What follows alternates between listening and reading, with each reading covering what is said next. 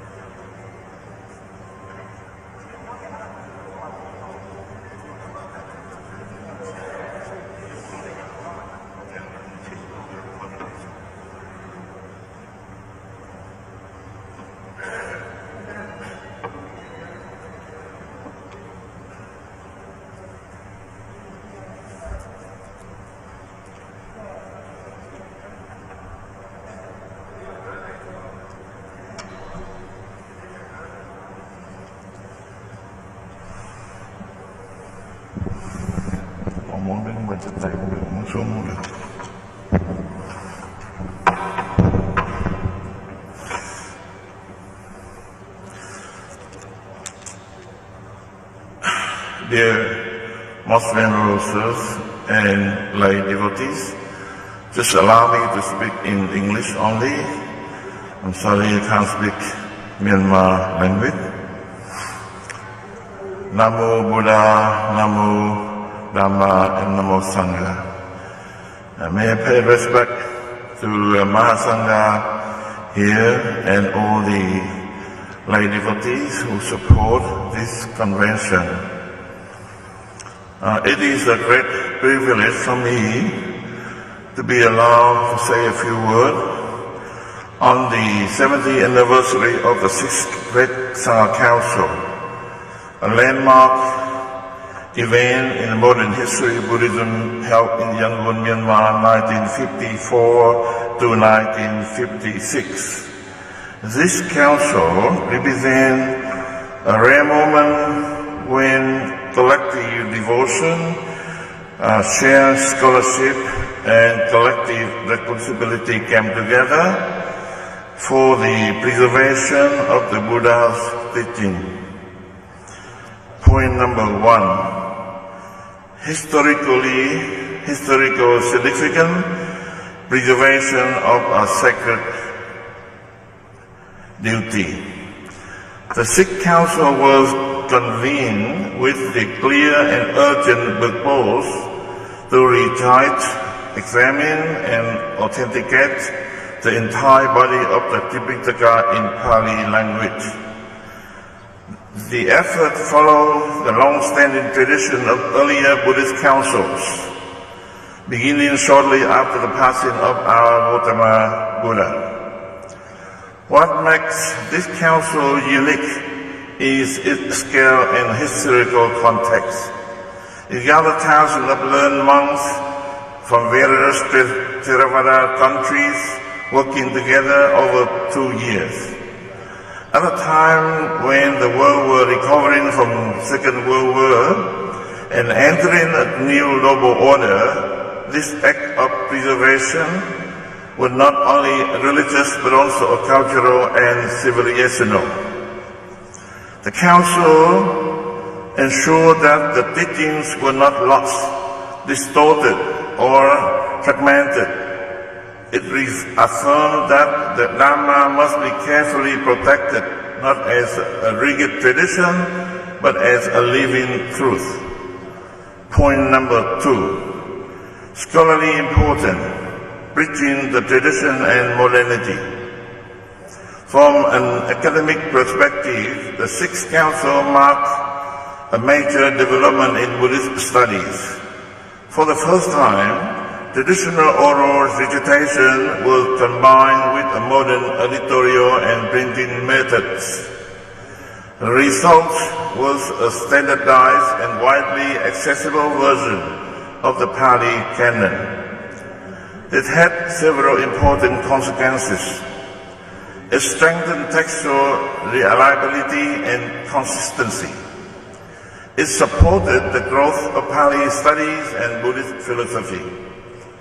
It enabled comparative studies across different Buddhist traditions. It also made the teachings more available to the international scholars and practitioners. In this way, the Sixth Council became a bridge between ancient tradition and modern scholarship. It showed that faith and critical study do not oppose each other. Rather, they can support and deepen one another. Point number 3. Contemporary relevance, preservation of the inner world. While the Sixth Council focused on preserving the textual form of Dharma, it also deeper message speaks directly to our present time. Today, we have greater access to Buddhist texts than ever before. However, access doesn't always lead to understanding, and understanding doesn't always lead to practice. The true preservation of the Dharma is not only about maintaining accurate texts, but also about embodying their meaning in the daily life. In the fast-changing world marked by distraction, anxiety, and division, the teachings of mindfulness, compassion, and wisdom remain highly relevant. The spirit of the Council invited us to reflect. How do we preserve the Dharma in our own life? How do we ensure that the knowledge becomes the transformation? How do we balance study with practice? Preservation today must include ethical living, mental cultivation, and compassionate action. Without these, even the most accurate text remain incomplete. Point number 4 and the last one. A message of gratitude and aspiration. On this meaningful occasion, we express our deep respect and appreciation to the organizers, especially Sitagu International Buddhist Missionary Association, and especially for the Siro Nyaniswara, the leader of this Sitagu Association, for continuing the legacy of the Sixth Council. We also honor all those past and present who dedicated their lives to studying, preserving, and sharing the Dharma. Conclusion. The Sixth Great Sangha Council reminds us that preservation is not only about the past, it is a responsibility of the present and a gift for the future.